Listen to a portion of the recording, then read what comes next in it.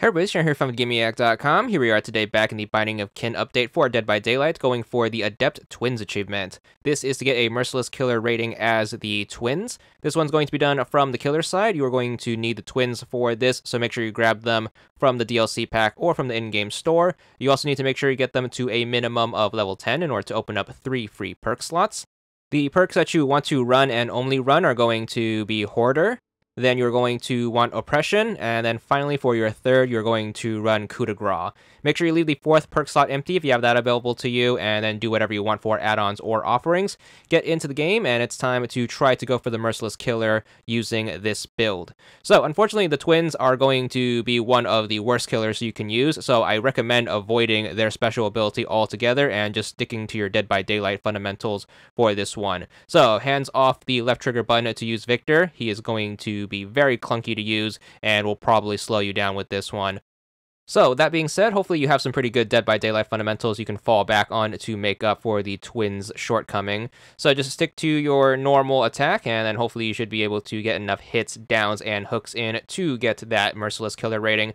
Now, normally I would recommend that you spread these across all 4 survivors in order to guarantee yourself the Merciless Killer rating. However, because the twins are such an inept character, I recommend, and if you have no issue about it, being cheap at the start of the game.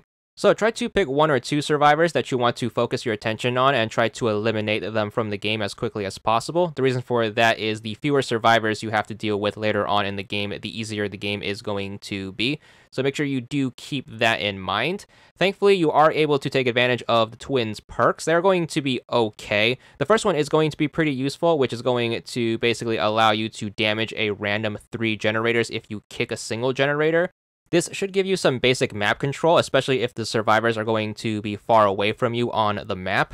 And if one of those 3 random generators happens to have someone repairing it currently, what's going to happen is they are going to get a hard skill check, which, unless the survivors are really good at quick time events, should likely lead to them failing it, which should give you their notification. So again, that should really help with map control, as you are able to read where they are and if they are currently on a generator, and then punish accordingly.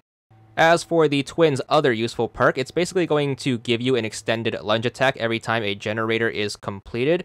So whenever a generator is completed, you should bank one of these up. Make sure you don't waste them, and this should allow you to get those lunge attacks on those tricky survivors. Make sure you do take advantage of it whenever a survivor is giving you a good chase in a big open area, and try your best not to miss.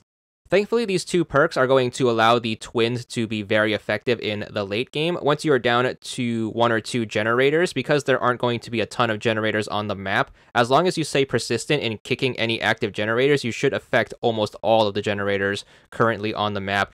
Also, the hard skill check is also going to pressure the survivors off of the generators that have the most progress on them, so thankfully you are able to sniff out any of the last few stragglers in the game.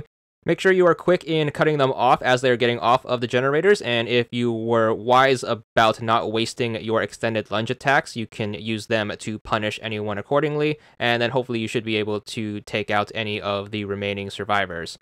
Also, do keep in mind, we have those categories that we need to work on for the Merciless Killer rating, so if you can, still spread out your hits, downs, and hooks to everyone who's still in the game, and we should be able to get enough in order to warrant ourselves the Merciless. But remember, the key to the late game is making sure you kick those generators to pressure the survivors off of the generators that have the most progress on them, and because we are able to damage multiple generators at a time, this should help out a bunch.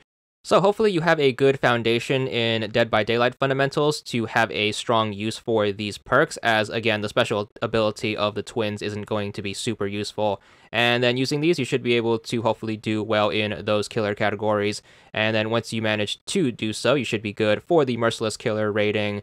Of course, once you hit the results screen, do feel free to hit right bumper to check what stats you need to improve on if you didn't get it. Once you do manage that +2, you should be good for the achievement. 20 gamer score. And that's all there is to it.